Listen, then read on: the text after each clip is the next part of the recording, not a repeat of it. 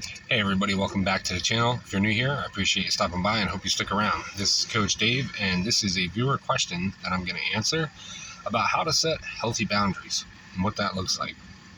So, setting a healthy boundary is really easy to do.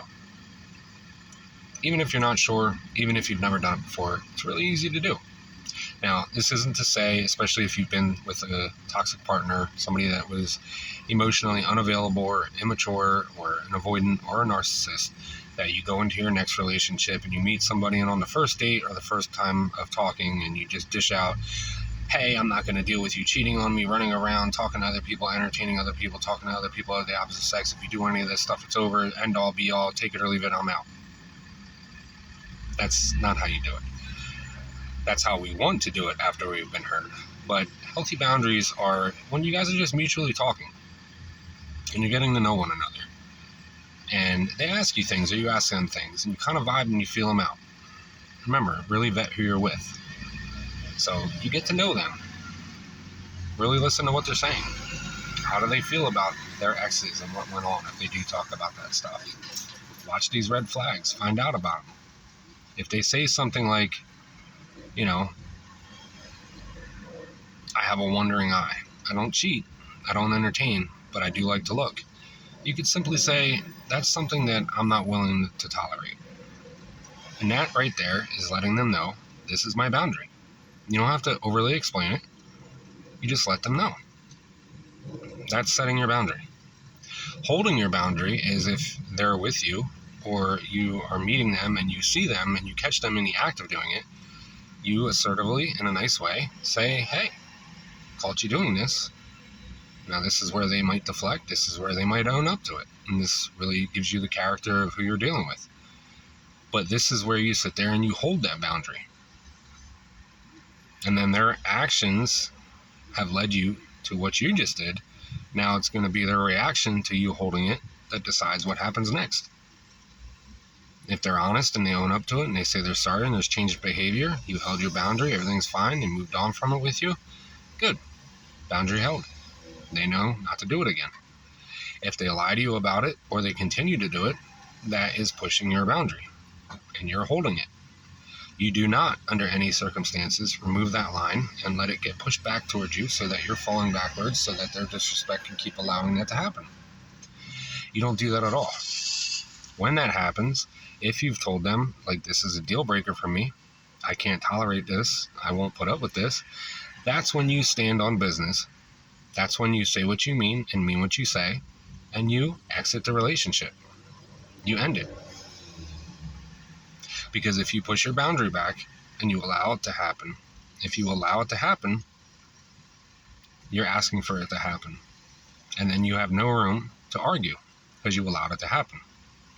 So if you're not going to stand firm on your boundaries and you're going to let them get pushed around, then they're not going to respect you and they're just going to keep doing it. And it's going to multiply and infest other things and other aspects of the relationship. So in doing this, you hold that boundary. Now this could be like that scenario, or later on down the line, you guys are together for a few months and you notice that, this guy is talking to other girls, but has a problem if you talk to other guys. It's a two-way street. You need to compromise. So you approach them and say, hey, you're getting upset if I talk to other people, if I talk to other guys, even though I'm not flirting with them, even though I'm not doing anything with them, but you're allowed to sit here and talk to girls and do whatever you want, and that's not okay with me. That's setting a boundary. Hey, this is something that I don't like. I'm not going to tolerate it. This, again, lets you know what their actions are going to be, and then you can respond accordingly. If they brush you off, if they don't care, if they just avoid, if they laugh at you, if they don't take you seriously, if they promise you but don't follow through with the actions and it's just words, that's manipulation, then you sit there and say, hey, I'm holding this boundary. I'm not okay with this. If you're not going to meet me in the middle and you're okay to do this, but I'm not, that's not okay with me. I'm holding this boundary. And once again, you stand on business, and if it continues, you exit the relationship. And this is not to say that through the entirety of your relationship together, every time that there's something that's minuscule, or the way they put their socks on, their left foot first, then their right.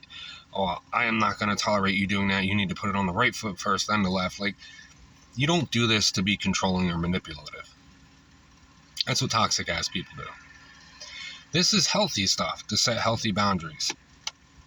Hey, I'm not going to tolerate you yelling at me. Hey, I've noticed that you have stopped texting me as much. I would like to talk about this. And if they don't want to talk to you, or they say, hey, I'll talk to you about it in a couple days, and they promise you stuff and they never follow through, hey, this is when you step up in that moment and you say, hey, we said we were going to talk about this, and we're not. I'm not dealing with somebody like this. I need you to communicate with me. If you're not willing to do that, then I can't be with you. And it's not threatening to leave all the time. It's literally, hey, like, this is my life too. Time is very valuable. Nobody is guaranteed and promised tomorrow. I'm not wasting it on somebody who's going to be disrespectful with me and my heart, my wants, my needs, my feelings, etc., etc.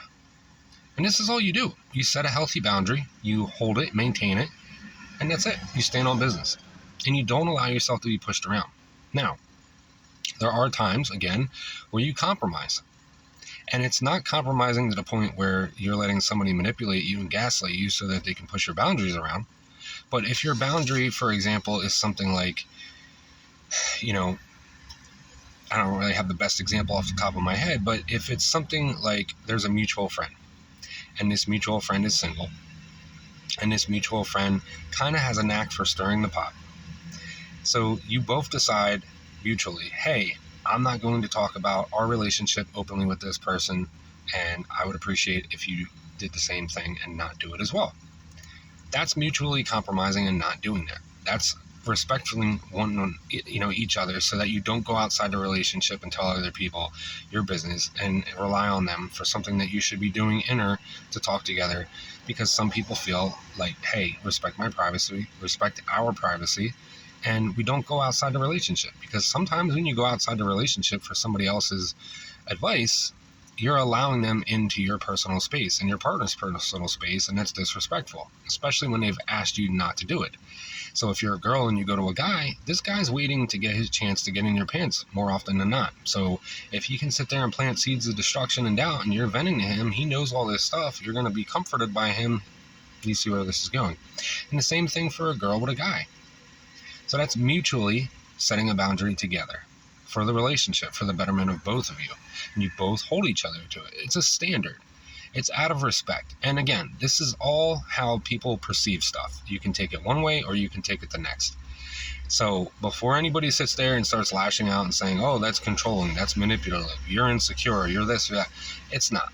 It's all perception and how somebody perceives things. So if you want to be toxic and think that way, that's what's going to happen. So I hope this answered the question. This is my thoughts on it. If you have any questions, comments, concerns, any ideas for a video you'd like me to do for something that you've been involved in currently or have been through previously and you don't want to go through it again, you just like to hear my thoughts and ideas on it, drop it in the comment box below. If you need one-on-one coaching, please hit up my main page. I offer it via email, phone, and video chat.